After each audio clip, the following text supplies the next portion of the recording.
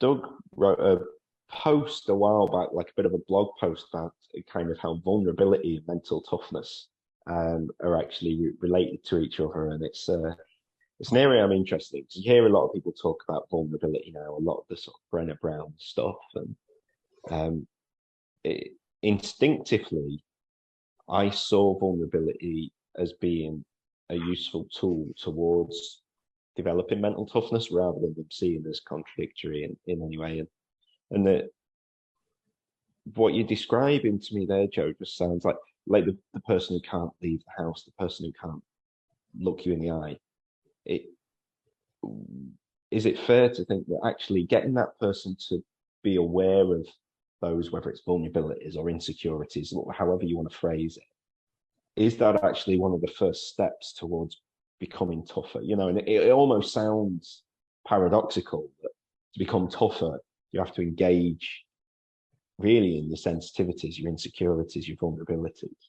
Yeah, absolutely, John. And I think that's where to try and have that conversation with somebody, that's quite difficult, isn't it? To kind of say, this is what I observe from you.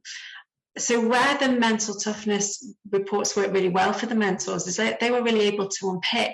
So how does this show up for you? What is it that you think that you're doing? So it enabled that conversation rather than us having to point out and there being any judgment. We were able to really be curious to go, okay, so tell me, how do you behave? How does that show up for you? Okay, so is it helping you? Does it work for you or against you? So when we're talking about, you know, maybe sensitivities around confidence, how was that showing up? Well, actually, I can't make friends. Okay, so let's talk about what that looks like. Or I can't leave the house. Okay, so what does that look like? And because this project, like I said, had that one-to-one mentoring relationship, it was like, great, well, the mentor met that person at the door for the first time, and then they would meet them at the bus stop the next time, and then they would get on the bus with them at the next time. So they were able to then develop those things. But what the MTQ gave the mentors was the ability to kind of explore those vulnerabilities in a safe space. So it didn't look like we were making any judgments. It was just kind of like, let's talk about what this is and how it shows up for you and what does it mean for you, and enable them to say, yeah, this is what's going on for me. I don't sleep. I find myself being really anxious. Those kind of things would come in conversation. And as you say, dare to be vulnerable, if you like, but without any judgment. And from a mentor's perspective, they were able to facilitate that conversation in a safe space.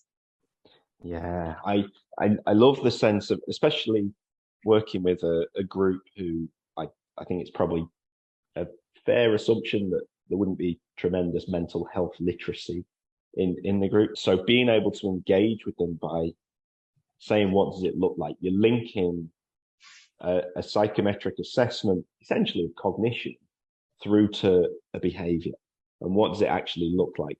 And I love that way of then being able to think about it in those terms allows you to be creative in terms of how you're developing it. So it's not just about, oh, well, have you tried thinking positively, and throwing some stuff at them, but understanding, okay, so how does that manifest itself in a behavior? And then that allows you to creatively come up with ideas like the bus stop, meeting them at the bus stop as opposed to the door, meeting them a little bit further down the road. So I can 100% see how that would be engaging. Was it a conscious decision to sort of go down that route of, let's think about what the behaviors look like to engage them? Yeah, absolutely. So when I did the training for the mentors, it was very much around helping them use the measures. We really had to think about how we use any assessment tools that we were going to use without judgment. Lots of the participants on the programme have been excluded from school. They had been told things about themselves. They'd been given labels. If they'd come from the prison service, that they kind of had these labels all the time. So it was very much being curious and unpicking around how it shows up for somebody. So that was fundamental in our training of how the mentors were taught how to use the tools and the techniques. That's brilliant, Joe.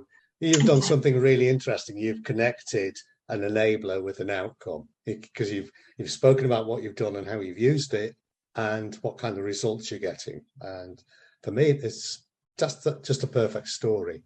But you're not a one-hit wonder either, because I know you are doing other projects, and sometimes as a consequence of the work that you've done with the Black Country Project. So would you just like briefly to tell us about some of those other projects?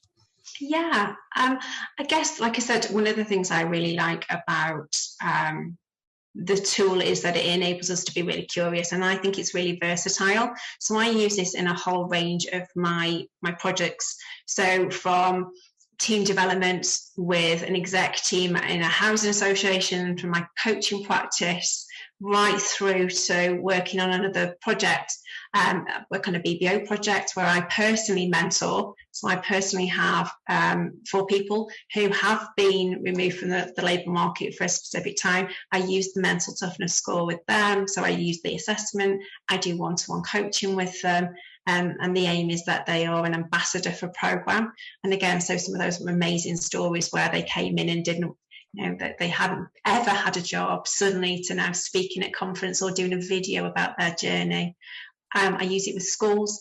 So very much with the mental toughness. I guess we're really creative with it, and I've learned to be brave with it, which I'm enjoying. And my clients are really open to trying that, because we have to, especially if it's a funded project, we're having to be more creative with how we can evidence impact. If it's not written down, it didn't happen, is my favourite saying to my clients. So what the mental toughness gives is it gives them something that they can tangibly touch. A project I'm currently working on, so I haven't got any data to share with you, but we're working with a school. We're working with a number of schools, and we're taking male students from each of those schools, and again we're measuring their mental toughness 3 times. These are students that are identified as potentially either not going into further education, that may fall through the way, or potentially may end up being expelled. So it's a really interesting way of, again, just using the measure in a different way. I like the creativity element there, and kind of being brave with interpreting it. But there's at no point are we suggesting that, when people do the training, here's how it's delivered and that's it. You must stick to that. I always feel like sometimes it's easy to see a psychometric assessment and a model as the tool, and I always feel actually the practitioner's the tool, and the model and the psychometrics like an attachment to that tool, really. So you're welcome to kind of mold it and be brave and sort of come up with those creative approaches. I wonder then, Joe, in terms of working with such a variety of people, so you could be working with executives through to sort of children being at risk of being expelled from school. To what extent is there a kind of crossover in understanding the mental toughness, and where do you find key differences in how you might focus on various aspects of mental toughness differently with those different groups?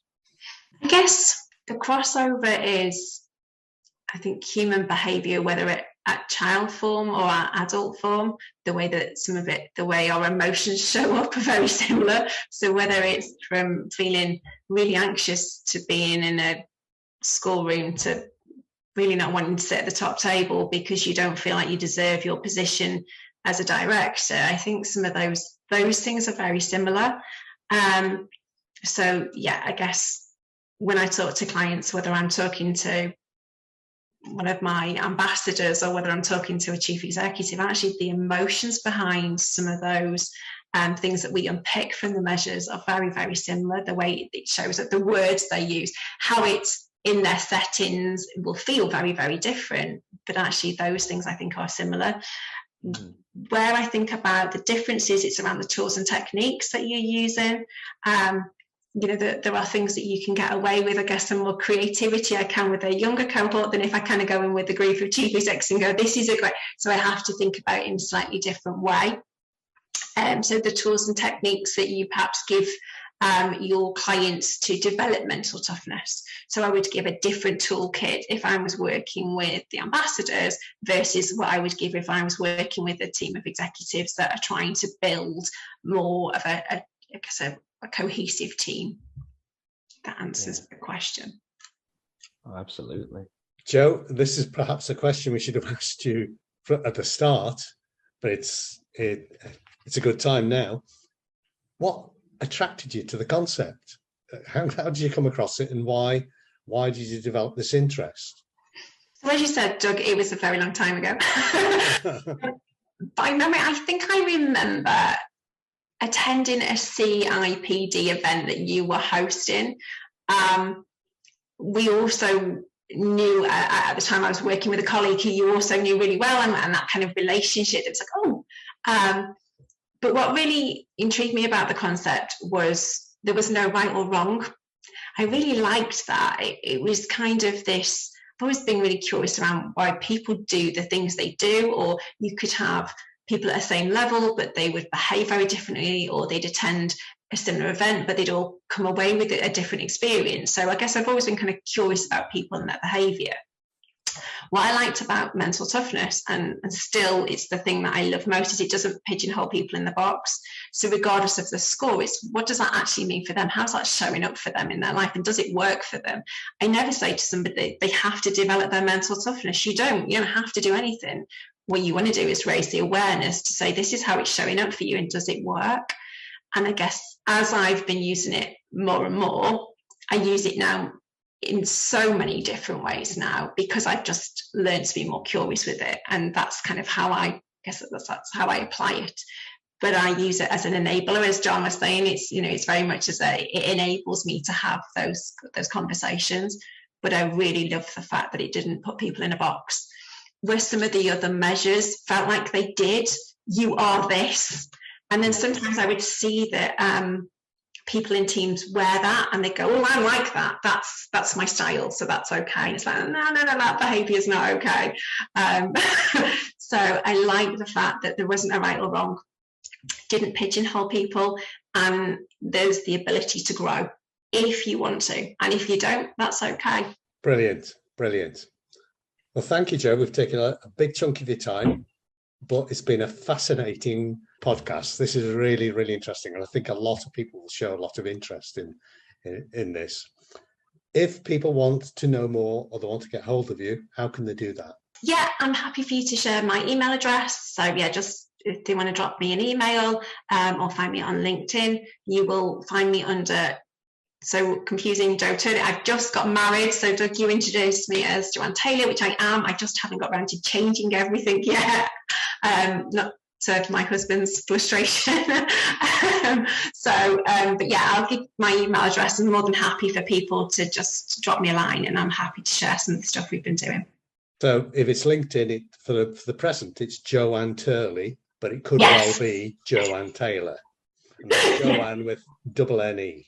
Yes. Yeah.